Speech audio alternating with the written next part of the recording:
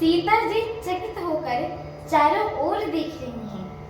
मन इस बात की चिंता कर रहा है कि राजकुमार चले कहाँ गए। बाल मृग नयनी सीता जी जहाँ दृष्टि डालती हैं, वहां मानिए श्वेत कमलों की कतार बरस जाती है। तब सखियों ने लता के ओट में सुंदर श्याम और गौर कुमारों को देखा। उनके रूपों को देखकर नेत्र लचा उठे। वे ऐसे प्रसन्न हुए मानो उन्होंने अपना खजाना पहचान लिया हो। श्री रघुनाथ जी की छवि को देखकर नेत्र थकित हो गए। पलकों ने भी गिरना छोड़ दिया। अधिक स्नेह के कारण शरीर बेकाबू हो गया। मानिए शरद ऋतु की चंद्रमा को चकोरी देख रही हो। नेत्रों के रास्ते श्री राम जी को हृदय में लाकर चतुर शिरोमणि जानकी जी ने पलकों को किवाड़ लगा दिया, अर्थात नेत्र मूंद कर उनका ध्यान करने लगी। जब सखियों ने सीता जी को प्रेम के वश जाना, तब वे मन में सकुचा गई, कुछ कहती नहीं थी। उसी समय दोनों भाई लता मंडप कुंज में से प्रकट हुए। मानिए दो निर्मल चंद्रमा बादलों के पर्दों को हटाकर निकले हैं। दोनों सुंदर भाई शोभा की सीमा है।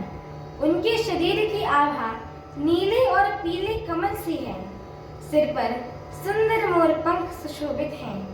उनके बीच बीच में फूलों की कलियां के गुच्छे लगे हुए हैं। माथे पर तिलक एवं पसीनों की बूंदें शोभायमान हैं। कानों में सुंदर भूषणों की छवि छाई हुई है। टेढ़ी भौहें और घुंघराले बाल हैं। नए लाल कमल के समान लाल नेत्र हैं। थोड़ी नाक और गाल बड़े ही सुंदर हैं और हंसी की शोभा को तो मन को मोल लिए लेती है। मुख की छवि तो मुझसे कही ही नहीं जाती, जिसे देखकर बहुत से कामदेव लजा जाते हैं। वक्षस्थल पर मणियों की माला है। शंख के सुंदर श्रृंग गला है। कामदेव के हाथी के बच्चे की सूंड के समान उतार चढ़ाव वाली एवं कोमल भुजाएं हैं, जो बल की सीमा है। जिसके बाएं हाथ में फूलों से दोने हैं।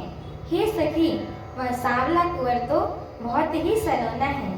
सिंह की सी पतली लचीली कमर वाले पीतांबर धारण किए हुए शोभा और शील के भंडार सूर्य कुल के भूषण श्री रामचंद्र जी को देखकर सखियां अपने आप को ही भूल गईं।